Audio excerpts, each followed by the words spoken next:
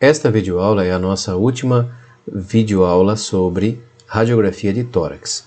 Então, nós vamos fazer aqui uma abordagem sobre as principais ocorrências em radiografia de tórax, mas nós não podemos pretender que num curso como esse nosso, de 80 horas, a gente esgote o assunto.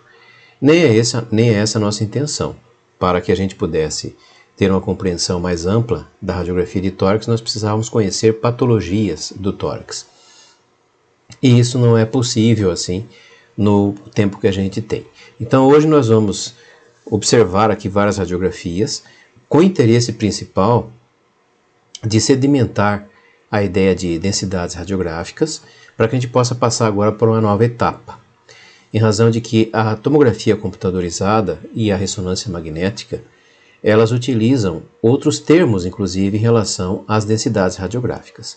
Na tomografia computadorizada, nós usamos os termos hipodenso, isodenso e hiperdenso. E na ressonância magnética nuclear, nós utilizamos os termos hipersinal, isosinal e hipossinal, para caracterizar as estruturas de acordo com como elas se apresentam na tela em diferentes tons de cinza. Então, vamos lá à nossa aula de hoje sobre radiologia de tórax. Temos aqui, então, uma radiografia em PA de tórax, onde se pode visualizar em 1 a traqueia, em 2 a clavícula, em 3 o arco da aorta, em 4 a espinha da escápula, em 5 uma costela, né, a sombra da primeira costela. Em 6 visualizamos uma costela posterior. Em 7 visualizamos a artéria pulmonar direita. Em 8 visualizamos a artéria pulmonar esquerda. Em 9 o ângulo cardiofrênico direito. Em 10 o sulco ou ângulo costofrênico direito. E em 11 a cúpula diafragmática. E aí, obviamente, que temos a visualização do parênquima pulmonar. Aqui esse aspecto em árvore são os nossos vasos sanguíneos, né, que permeiam a estrutura dos pulmões, que estão aqui, nesse caso, perfeitamente aerados e, portanto, com essa imagem radiográfica. Aqui vemos um tórax em norma lateral. Em 1 visualizamos um corpo vertebral. Em 2 visualizamos o externo. Em 3 visualizamos a artéria pulmonar direita. Em 4 a artéria pulmonar esquerda. Em 5 visualizamos a aorta descendente. Em 6 visualizamos a aorta ascendente. E em 7 a sombra cardíaca, né, o coração. Aqui, lembrando da nossa radiografia em norma PA, observe que o filme está colocado aqui anteriormente ao paciente e a incidência do raio-x é feita de posterior para anterior. É a norma que se prefere, né, em razão de que demonstra melhor a sombra das estruturas. Aqui uma norma em perfil, né, uma radiografia em norma lateral, quando se obtém então esse resultado desta radiografia. Aqui uma área retroesternal, que aparece aqui em escuro, porque aqui é pulmão, e aqui uma área retocardíaca, onde também teríamos tecido pulmonar. Observe as cúpulas diafragmáticas, os corpos vertebrais, como nós já sabemos. Aqui uma norma anteroposterior, né? O filme está posicionado por trás aqui no paciente, portanto posteriormente, e o raio vai incidir anteriormente. Então vamos obter uma imagem anteroposterior. O problema da radiografia anteroposterior, como se pode ver aqui, é uma distorção da sombra cardíaca, não é? Aqui temos uma radiografia em AP. Observe a linha da escápula, as cúpulas diafragmáticas elevadas e o aumento da área cardíaca se nós compararmos aqui com uma radiografia em PA. Então, preferentemente, vamos utilizar a norma em PA para obter melhor definição das estruturas anatômicas. Podemos, obviamente, fazer algumas variações. Essa é uma incidência oblíqua. Como você pode ver, o raio vai incidir obliquamente ao paciente, então não é nem PA, nem AP, nem lateral. É uma incidência em 45 graus, por exemplo. E aqui uma incidência lordótica. É uma incidência esquisita, né, do ponto de vista do posicionamento do paciente, mas ela serve para que possamos ver os ápices do pulmão. Então essa é uma radiografia na incidência lordótica. Observe a ausência das clavículas, né, sobre os ápices, então se pode ver a sombra do ápice com mais detalhe. Aqui um exemplo de líquido que fosse radiopaco, como ele aparece na radiografia. Como o líquido segue a força da gravidade, se eu eventualmente colocar o paciente deitado em norma lateral e fazer uma incidência horizontal, eu vou obter muitas vezes uma melhor visualização, eventualmente de um derrame pleural, por exemplo, que é o que acontece aqui, ó. Aqui a radiografia foi posicionada como se o paciente estivesse em pé, mas na verdade foi feita uma incidência horizontal. Então o líquido, aqui do caso de um derrame pleural, se deslocou e formou esta linha que nós estamos visualizando aqui. Esse é um raio-x, portanto, em decúbito lateral direito, e a imagem confirma a presença de líquido nesta área, como se pode notar muito bem. Aqui uma incidência em PA em expiração forçada, por isso há uma alteração do comprimento do tórax em razão da elevação da cúpula diafragmática, né? Porque quando o diafragma se levanta, aumenta a pressão intratorácica e o ar é expulso dos pulmões. Aqui, ao contrário, um raio-x em PA com inspiração adequada. Então temos assim uma ideia mais apropriada da anatomia do tórax, né? Aqui evidenciando os 10 primeiros pares de arcos costais. Aqui temos um enfisema subcutâneo, né? Uma infiltração de gás, de ar no tecido subcutâneo. Nós chamamos de enfisema subcutâneo. Aqui temos, veja, um aumento da densidade óssea das costelas. Numa criança, porque o tórax é obviamente de uma criança, observe que ele é um tórax em cúpula, né? Em campânula, e isso é consequência de uma osteopetrose, uma alteração da calcificação dos ossos. Aqui vemos as costelas horizontalizadas com as cúpulas diafragmáticas retificadas, veja que não há aquele aspecto que normalmente notamos, né? E isso indica, e aqui vemos uma hipertransparência no parênquima pulmonar, implica que ele está insuflado de ar, então é uma hiperinsuflação pulmonar. Observe que eu tenho uma fratura aqui, ó, na clavícula direita, né? Essa fratura na clavícula direita provocou um desvio, quer dizer, o esforço para manter a respiração a partir da bomba torácica, né, provoca esse desvio da clavícula para a direita e o desvio da traqueia para o mesmo lado, né? Veja, a clavícula está desviada e a traqueia acompanha o desvio. E existe um derrame pleural à esquerda, observe o velamento aqui, né? Caracterizando um derrame pleural. Veja isso, uma fratura do externo, né? Com um evidente degrau ósseo aqui.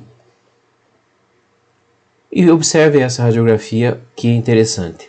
Uma criança com escoliose grave, observe a curvatura da coluna vertebral, isso interessa bastante, né, para os fisioterapeutas, por exemplo. Então aqui uma escoliose grave em criança, que tem uma neuropatia e consequente restrição torácica em razão disso, e isso pode levar ao agravamento da situação cardiorrespiratória nesse paciente. Aqui uma deformidade torácica num paciente idoso, e aqui apenas uma anatomia das pleuras, né, para que se compreenda que eu tenho uma pleura parietal, mais externa, e uma pleura visceral mais interna. Então são duas lâminas que revestem os pulmões, e esse espaço pleural é um espaço virtual, praticamente não existe nada entre as duas pleuras, né? Aqui nós observamos uma opacificação homogênea na base esquerda, com o velamento do ângulo costofrênico. Observe que eu não vejo com nitidez o ângulo costofrênico desse lado esquerdo, como vejo do lado direito. E a cúpula diafragmática esquerda também está velada, ela não aparece em evidência. Observe aqui, né, logo que você bate os olhos na radiografia, você nota que existe um sinal de vela de barco aqui, ó, onde eu estou passeando com o mouse. A impressão que a gente tem é de uma vela de um barco aqui, né? E isso tipicamente é um derrame pleural. Vela de barco ou curva de Damoiseau. Aqui um esquema mostrando as diferentes apresentações dos derrames pleurais. Aqui em A, o sinal de vela de barco que acabamos de observar.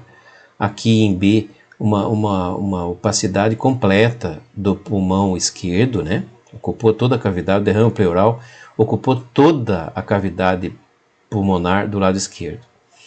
Em C, nós observamos um pequeno derrame que vela, né, oblitera o sulco costofrênico. Aqui já um derrame infrapulmonar mais delimitado. Aqui nós vemos em E um derrame incistado, né, incistado. E aqui em F um derrame, um piopneumotórax, uma presença de pus nesta cavidade aqui. Observe o nível líquido que temos aqui, ó. É uma imagem radiográfica demonstrando o nível líquido, bastante sugestivo de um derrame infrapulmonar, que vai empurrando os pulmões para cima e deixando essa nítida linha líquida, né? Esse nível líquido aqui. Aqui nós observamos a delimitação da cisura horizontal, né? do lado direito, o velamento e ausência da cúpula diafragmática do lado direito, né?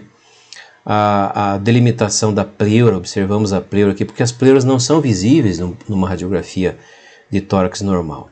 Nós vemos aqui uma bolha gástrica bastante evidente e a cúpula diafragmática esquerda está preservada, embora um pouco elevada, né? Aqui vemos um velamento completo, né? Uma imagem radiológica demonstrando uma opacidade homogênea em todo o hemitórax direito, com aumento dos espaços intercostais. Observe que os espaços intercostais estão aumentados, né?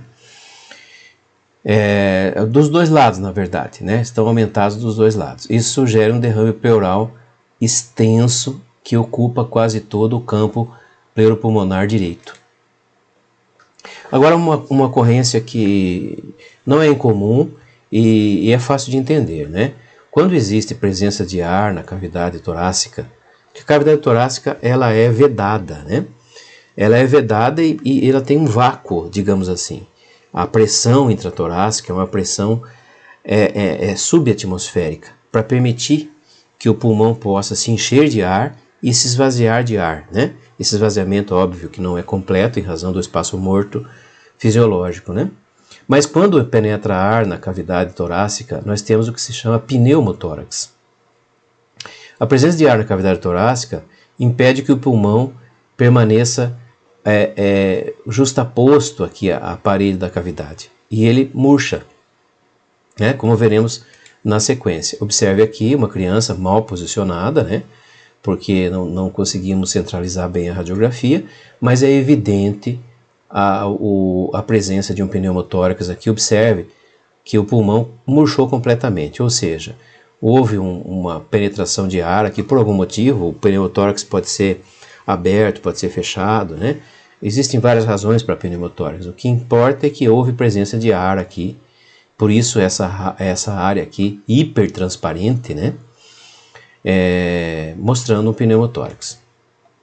Observe aqui uma área cardíaca bem delimitada do lado esquerdo, mas ela está borrada do lado direito. Nós chamamos isso de sinal de silhueta positivo, quando há um borramento da margem cardíaca. A cúpula diafragmática direita está um pouco elevada, né, além do normal, e a cúpula diafragmática esquerda está numa posição normal. Apenas para a gente poder visualizar aqui a radiografia. Observe aqui uma opacificação agora heterogênea, né? Uma opacificação heterogênea nos 2/3 inferiores do pulmão direito. A cúpula diafragmática está elevada, portanto há uma redução do volume pulmonar nesse hemitórax direito, né? Com sinal de silhueta, né? As duas radiografias que nós mostramos agora é para mostrar esse sinal de silhueta positivo, né, à direita, né, esse apagamento da borda cardíaca. A borda cardíaca do lado esquerdo pode ser evidenciada, então o sinal de silhueta a gente diz que está positivo à direita. Observem essa radiografia que mostra aqui uma área hipertransparente, né? E, portanto, com presença de ar. Aqui existiu uma hérnia diafragmática e o avanço do estômago para a cavidade torácica. Então, a imagem demonstra uma bolha gástrica penetrando dentro da cavidade torácica e, obviamente, diminuindo o espaço para o pulmão e fazendo pressão sobre o coração. Tanto que há um desvio aqui para a direita. Esse caso, obviamente, é um caso cirúrgico, né? Aqui nós observamos, veja, uma paralisia frênica. O músculo diafragma, ele não está conseguindo fazer movimento aqui. Então existe aqui a elevação da cúpula diafragmática esquerda. E aqui a presença de uma cânula de traqueostomia. Aqui uma criança com uma cardiopatia congênita cianótica do tipo estenose pulmonar, cuja artéria tem seu calibre reduzido. A imagem demonstra uma redução do fluxo sanguíneo para os pulmões. Veja que eu não tenho aquela evidenciação assim de árvore, né? Galhos de uma árvore, assim como os vasos sanguíneos normalmente se mostram. Então há um hipofluxo sanguíneo nos pulmões, por conta dessa cardiopatia congênita que essa criança tem.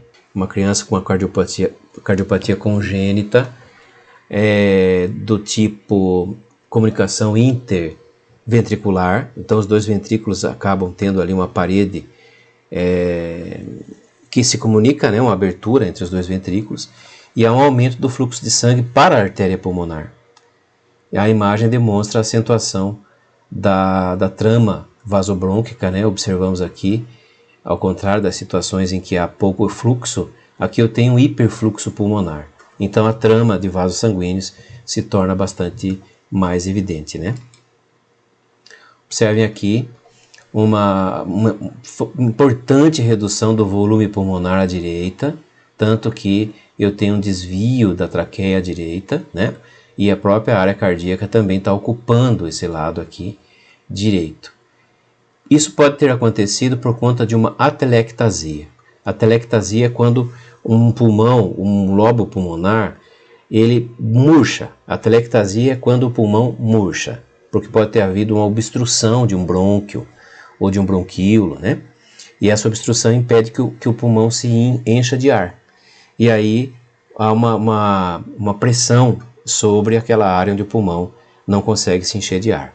Compreende? Nós chamamos de atelectasia, quando existe uma obstrução na passagem do ar. Aqui nós observamos, veja, a borda cardíaca aqui tem um tamanho extremamente exagerado. Essa criança tem uma cardiopatia do tipo coarctação da aorta, quer dizer, a aorta ela é menor do que deveria ser. Entendem? Ali na aorta ela é menor do que deveria ser. Isso é a coarctação da aorta, né? E com isso acontece uma necessidade do ventrículo esquerdo ficar hipertrófico, né? Causa esse aumento ali, especialmente do lado esquerdo do coração, né? Coarctação da aorta. Eu vou esperar essa hipertrofia do ventrículo esquerdo. Observem aqui uma cardiomegalia bastante acentuada. Veja isso aqui, tudo que você vê numa imagem mais radiopaca, né? Em relação, obviamente, aos campos pulmonares, é uma cardiomegalia importante. Uma causa de cardiomegalia que nós temos aí, endêmica no Brasil, é por conta da doença de Chagas, né? A doença de Chagas causa aumento importante do coração. Nós chamamos isso de cardiomegalia. E essa aqui é uma cardiomegalia bastante acentuada. Observe aqui, ó, o raio-x de uma criança, porque o aspecto do tórax é em cúpula. Apresenta intubação, veja o tubo aqui colocado na traqueia, só que esse tubo acabou obliterando a passagem do ar para o pulmão esquerdo, entendem? Esse tubo ultrapassou a carina e acabou havendo uma insuflação seletiva aqui, né? É o raio-x de uma criança que tem uma intubação seletiva à direita, ou seja, a cânula orotraqueal foi introduzida num brônquio-fonte e acabou que ele acaba insuflando este pulmão e este não. Consequentemente, há opacificação homogênea de todo o hemitórax esquerdo, que está atelectasiado, veja, não há passagem de ar para o pulmão esquerdo, e aí ele acaba murchando. E isso reduz os espaços intercostais, como vocês podem ver aqui, que está insuflado aqui e não está aqui do lado esquerdo, né? Além de um desvio da área cardíaca homolateral, a lesão e velamento da cúpula diafragmática esquerda. Não se pode ver o detalhe. Aqui também tem uma sonda nasogástrica, né? Que se pode observar aqui. Veja, ela está curvadinha aqui, está lá dentro do estômago, faz essa curva, né? Aqui nós estamos vendo nitidamente uma cânula metálica, né, de traqueostomia. Ela está bem posicionada, observe que ela está bem dentro da traqueia. Esse é um raio-x normal, veja que eu vejo a borda cardíaca, eu vejo a cúpula diafragmática direita e esquerda, vejo os espaços intercostais e tudo aquilo que a gente via no tórax normal. E a cânula parece bem posicionada. Observem aqui um raio-x em PA, demonstrando uma opacificação homogênea, veja aqui, ó, no ápice do hemitórax direito. E o sinal de silhueta porque borra um pouquinho a margem cardíaca. Na verdade, aqui não há sinal de silhueta. Aqui a silhueta do coração está aparecendo nitidamente, então não há borramento da margem, né? Aqui um raio-x em perfil, a gente confirma onde a lesão se localiza, não é? Principalmente em segmentos posteriores do pulmão. Aqui também temos uma opacificação homogênea, uma opacificação heterogênea em hemitórax direito, associado com redução do volume pulmonar, né? E evidenciando um desvio da área cardíaca, como você pode notar aqui, e a traqueia para o lado direito, né? Aqui nós temos uma opacificação, veja, nos 2/3 inferiores do hemitórax direito, com sinal de silhueta positivo. Veja aqui, nós não podemos ver a borda cardíaca, então aqui há um sinal de silhueta positivo. Do lado direito, obviamente, do lado esquerdo eu consigo ver a borda, né? E um velamento do ângulo costofrênico, veja aqui, do lado direito, né? Aqui do lado esquerdo eu consigo ver ainda o ângulo costofrênico. Aqui pode-se observar, veja, uma opacificação homogênea em terço superior do hemitórax direito, e aparece essa imagem anelar aqui, ó, observem, hipertransparente, ou seja, um cisto aéreo, uma pneumatocele, no interior do parênquima pulmonar. Mas existe também uma opacificação homogênea no terço superior do hemitórax direito. Aqui observamos múltiplos cistos aéreos, ou pneumatocele, no hemitórax esquerdo agora. Observe aqui um aspecto muito interessante, né, ovaloide, com nível líquido. Veja que a lesão parece ovaloide ou circular, assim, né? E existe um nível líquido e um nível de ar aqui. Nós chamamos isso de nível hidroaéreo. Isso é típico de um abscesso pulmonar. Os abscessos pulmonares têm essa apresentação bem característica, sabe? Porque existe pus aqui dentro desta cavidade. E isso mostra o nível hidroaéreo, né? Observem aqui em destaque, né, um borramento da área cardíaca direita, ou seja, há um sinal de silhueta positiva aqui. Então, isso indica que a lesão acomete os segmentos anteriores, né, cuja conformação e extensão deve ser confirmados numa radiografia em perfil. E o perfil confirma que a lesão é anterior, não é posterior aqui do tórax, né? Então, observando bem o sinal de silhueta positivo à direita, porque à esquerda não há sinal de silhueta, ele é sinal de silhueta negativo. Aqui observamos, veja, uma opacificação homogênea, porque todo esse campo está opacificado, uma opacificação homogênea em base esquerda, com o diafragma e ângulos costofrênicos e a imagem cardíaca preservados, porque veja, a imagem cardíaca aparece, a borda cardíaca, aparecem as cúpulas diafragmáticas, então o sinal de silhueta é negativo, e isso mostra que a lesão é posterior, entendem? Na imagem anterior, a lesão era anterior, e aqui a lesão é posterior. Muito bem. Aqui um esquema de um pulmão normal, onde eu tenho os alvéolos pulmonares, né, aqui representados por esses hexágonos que vocês veem. Aqui nós temos assim os brônquios que penetram aqui, né? E na radiografia isso tudo vai aparecer numa cor só, porque numa cor escura, né? Porque está tudo cheio de ar. Agora, quando há uma condensação pulmonar, uma opacificação assim, como nós vemos aqui, ó, veja que aqui os alvéolos foram velados, ó. Eu vou ter essa imagem na radiografia como uma opacificação. Mas eu vou ter, como vai ficar opaco aqui ao redor deste brônquio, né? Eu vou ter um broncograma aéreo, porque vai ter ar aqui. Então, o fato de estar havendo uma opacificação aqui ao lado, vai evidenciar a presença do brônquio, que não era evidente aqui porque havia ar, entendem? Observe aqui uma opacificação homogênea no ápice direito, e eu tenho esses traços aqui que é o broncograma aéreo. Broncograma aéreo, ou seja, a opacificação provoca a evidenciação dos brônquios, não é? E isso é típico, por exemplo, de pneumonia lobar, porque os brônquios foram preservados, não é uma broncopneumonia. Entendem, como eu dizia no início da aula, que fica muito complicado a gente ver patologias pulmonares, porque elas têm características diversas e dependeria de um conhecimento de patologia que a gente ainda não acumulou ao longo da nossa graduação, né? Aqui um esquema, eu vou mostrar um pneumotórax muito característico, vocês vão ver ele com evidência radiográfica muito marcante. Então aqui uma revisão anatômica assim do pulmão, né, revestido pelas pleuras, né, que eu tenho em verdinho a pleura parietal, em azul a pleura visceral, em verde a pleura parietal. E aqui o parênquima do pulmão, aqui o diafragma, né, os arcos costais aqui que foram recortados para mostrar o esquema. Então, num pneumotórax eu tenho a presença de ar dentro do tórax, vejam.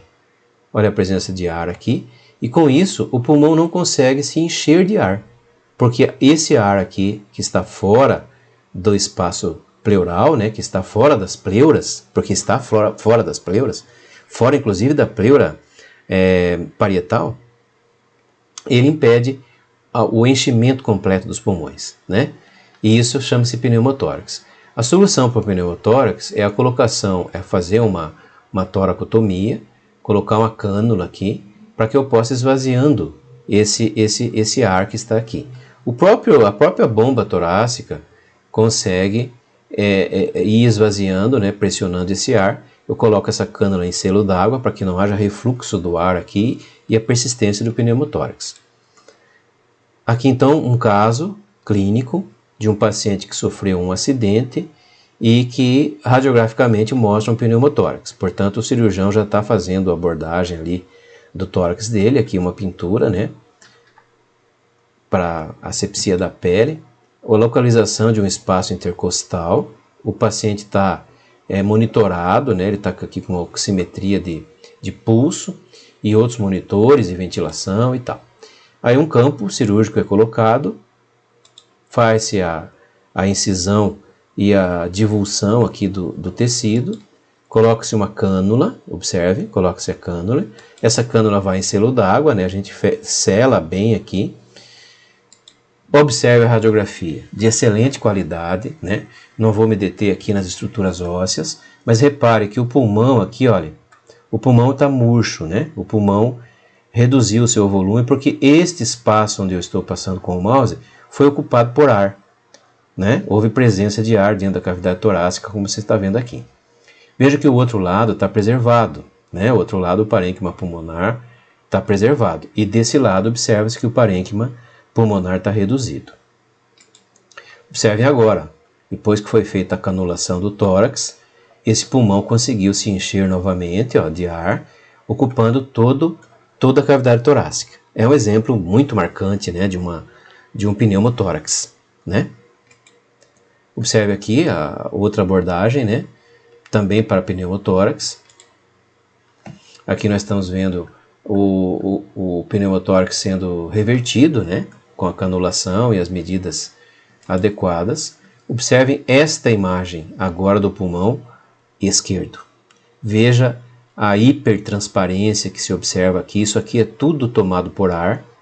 E este pulmão esquerdo, veja aqui a borda, né, do pulmão, ele murchou completamente. Então esse pneumotórax envolve todo o campo pleuropulmonar esquerdo, ó, deixando só mesmo este pequeno volume pulmonar. À direita, isso está preservado, né? À direita eu não tenho problema nenhum. Mas à esquerda o pneumotórax é marcante. Ok? Foram exemplos que eu achei bem interessantes, né? Quando eu falei de atelectasia lá atrás, moçada, eu quis me referir assim à interrupção do fluxo de ar para os alvéolos. Então o alvéolo está sempre cheio de ar, né? Observe, então ele mantém-se intacto, assim, íntegro. Mas se eu não tiver volume de ar aqui, houver uma obstrução por algum motivo, pode ser uma bolha, desculpe, uma rolha de catarro, de secreção, né? Pode ser um tumorzinho que preencha ali o espaço do brônquio e oblitera a passagem, né? E aí eu tenho o murchamento dessa área onde não consigo insuflar com ar, como você vê aqui no esquema. Olha, a bronquiectasia, que vocês veem aqui esse termo, é esse espessamento dos brônquios e bronquíolos. Olha o espessamento bronquiolar marcante aqui. A bronquiectasia dá esse aspecto de trilhos de trem ou de ruído de traça, né? Aqui bem marcante, ó. Olha só o aspecto de trilhos de trem. Isso aqui é muito comum em trabalhadores de minerações, né? Como minas de carvão, trabalhadores com jateamento de vidro, né, que é um jato de areia, polidores de ferro, né, eles podem apresentar ao longo do tempo essa doença que é o espessamento bronquiolar, bronquiectasia, como está aqui mais ou menos exemplificado nesse esquema, né, aspecto de ruído de traça ou de trilhos de trem. Aqui o aspecto de um pulmão, obviamente que há um exagero assim na imagem, mas ela é marcante por conta de que o pulmão de um paciente tabagista é um pulmão muito comprometido. Por isso que a gente sempre incentiva ao não uso do tabaco, né? Aqui é uma peça cirúrgica de um tumor de pulmão, de um câncer de pulmão.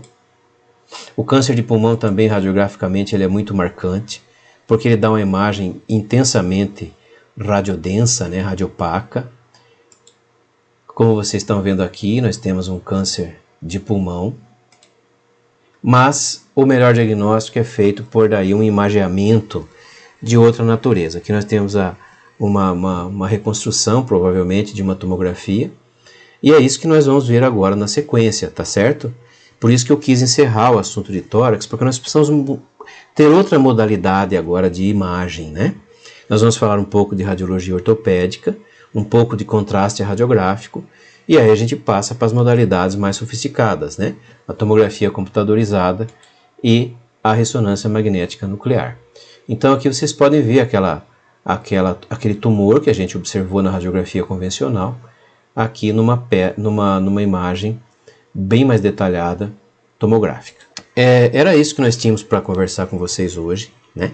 A nossa proposta é deixar esse vídeo, então, postado ali, junto com o material auxiliar, para que daí na próxima aula a gente possa mudar de assunto. Tá bem? Obrigado pela atenção de vocês nesse vídeo gravado de hoje, e até o nosso próximo encontro na semana que vem. Um abraço a todos.